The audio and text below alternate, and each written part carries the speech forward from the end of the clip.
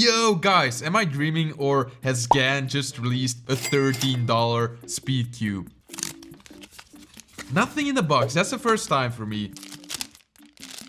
First turns.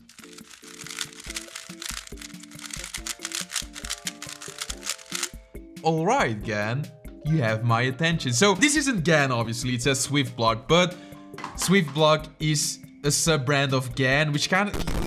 Why SwiftBlock? That's such a stupid name. Now I'm quickly gonna talk about the features and I'm gonna set it up and do some souls, but my first impressions, first of all, is that for a $13 cube, this is probably the most premium feeling out of the box. Plastic is good, premium feel, nice colors, great. And I've been told that this has hand adjustable. I cannot change it. Do I have some explanations? I threw away the box. Where is it? This is one of the few times I actually want to take a look at the pamphlet, which is non-existent. So the adjustment system itself kind of says that you have to turn that way and there's an arrow. So let's not be an idiot, Milan. Let's just do this. Yes. That's all there is to it. So this is the same way that the Moyu RS3M has a dual adjustment system, which lets you change the compression, but if you want to change the screw distance, you still have to do it with a screwdriver, which is totally fine. Ah man, taking off the caps is so painful. I feel like a lot of children's hands are gonna die from this. Man, I literally cannot do it. So there's 5 settings and out of the box it comes at setting 3. The higher the setting, the more controllable the cube, obviously. So the magnets of the cubes are visible, which kind of reminds me of the older GAN cubes. And the mechanism itself is fairly simple, which isn't a bad thing because you don't want to overcomplicate stuff, right? Let's do some corner cutting. 45 degrees. It does it, but it feels kind of snappy. Reverse corner cutting. It doesn't do 45 degrees, but there's not a lot of cubes that do.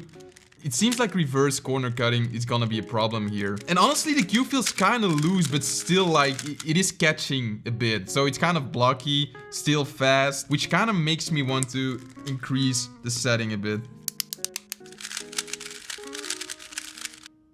For this setup, I'm just gonna make it a bit more controllable. Okay, let's see what we can do, boy. Yellow cross, pretty good. Oh, I think this is gonna be an 8-second solve, which is good because I haven't practiced yet today. Let's see.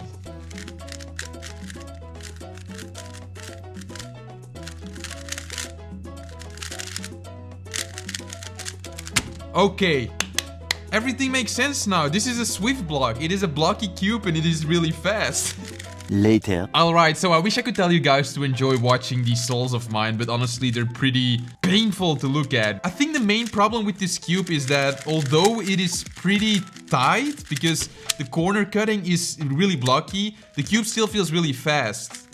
Once again, SwiftBlock. Usually when I have a cube that I don't necessarily like, for example, the MGC Evo 2 wasn't a perfect cube, but still I enjoyed it. It was blocky, tactile, but still it was a very satisfying way of having controllable souls. Like you have to force yourself to turn accurately and things will work out if you do so. But with this cube, I honestly have no idea who should buy this cube because I was doing a bunch of souls and I think my average time was at least a second slower than I would do on a normal cube. And by a normal cube, I mean, for example, an RS3M Super. It is even cheaper, I think. And honestly, it almost feels just as premium, maybe slightly less, but the performance is way better. And when that happens, you know, there's no way for me to sell this cube, the SwiftBlock, the $13 GAN cube, to anyone because honestly it's not worth it. Now who could benefit from this? The people that like bad performing cubes. If you're an honest speed cuber and you really care about your times,